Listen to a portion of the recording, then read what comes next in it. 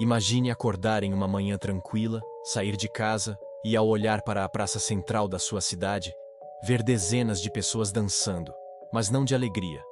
Elas dançam sem parar, até seus pés sangrarem. Dançam até desmaiar. Dançam até a morte. Esse não é um conto de terror inventado. Isso realmente aconteceu. No verão de 1518, a cidade de Estrasburgo, então parte do Sacro Império Romano-Germânico, foi tomada por um surto tão estranho quanto aterrorizante. Centenas de pessoas foram obrigadas a dançar contra a própria vontade, como se estivessem presas a uma maldição invisível. E até hoje, ninguém sabe ao certo o que realmente provocou essa epidemia macabra. A história começa no mês de julho de 1518. O sol castigava as ruas estreitas e poeirentas de Estrasburgo, uma cidade movimentada, repleta de comerciantes, artesãos e camponeses. No meio desse cenário cotidiano, uma mulher chamada Frau Trofea saiu de casa, caminhou até uma rua estreita e começou a dançar. Sem música, sem instrumentos, sem alegria. Seus braços se agitavam em espasmos. Seu corpo se movia de forma descontrolada, como se forças invisíveis a obrigassem a continuar. Os vizinhos acharam que era algum tipo de brincadeira ou excentricidade, mas logo perceberam que não havia nada de divertido naquilo. Frau Trofea dançou sem parar por horas, e mesmo exausta, mesmo quando seu corpo já não suportava mais, ela não conseguia parar. Nos dias seguintes, ela ainda estava lá, dançando, cambaleando, suando, chorando de dor. E então, outros começaram a se juntar a ela. Em apenas uma semana, mais de 30 pessoas estavam presas nessa dança insana. Homens, mulheres, jovens, idosos.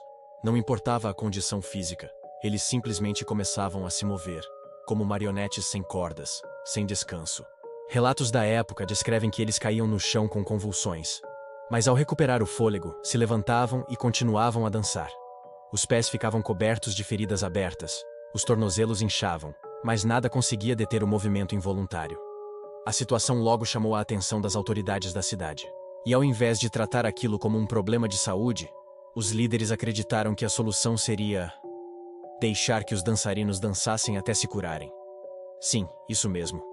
A prefeitura de Estrasburgo mandou construir palcos, contratou músicos e até abriu grandes salões, para que os afetados continuassem a dançar.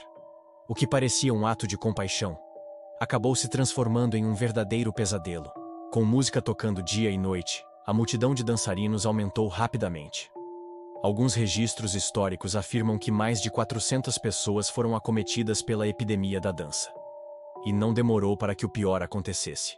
Muitos começaram a desmaiar de exaustão.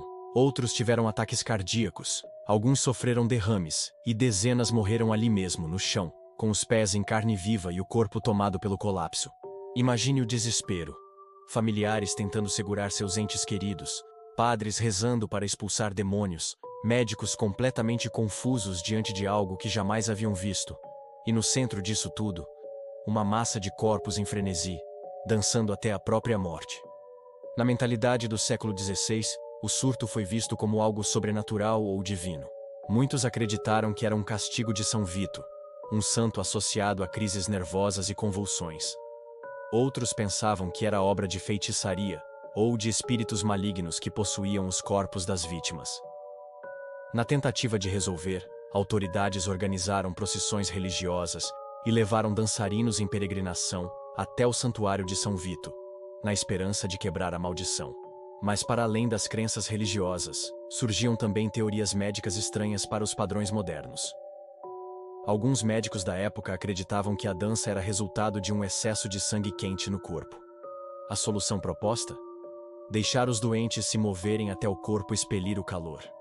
O que, na prática, só aumentava ainda mais o número de mortes. Depois de semanas de puro terror, o surto começou a perder força. Os sobreviventes foram levados em peregrinações, onde rezas, exorcismos e tratamentos rudimentares foram aplicados. Aos poucos, a epidemia cessou, mas deixou para trás uma cidade traumatizada e dezenas de cadáveres. A imagem de pessoas dançando até a morte ficou gravada na memória coletiva, transformando-se em uma das histórias mais perturbadoras da Idade Média tardia. Séculos depois, historiadores e cientistas ainda tentam explicar o que realmente aconteceu em Estrasburgo. Teoria do ergotismo.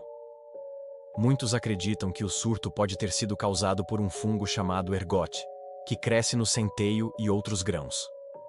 Esse fungo contém substâncias alucinógenas semelhantes ao LSD. Se consumido em grande quantidade, pode causar convulsões, alucinações e comportamentos involuntários. Isso explicaria os movimentos frenéticos e a sensação de não conseguir parar. Teoria da histeria coletiva. Outra hipótese é que o episódio foi resultado de um surto psicogênico em massa. Em um período de fome, miséria e doenças, o estresse coletivo pode ter desencadeado comportamentos irracionais em grande escala.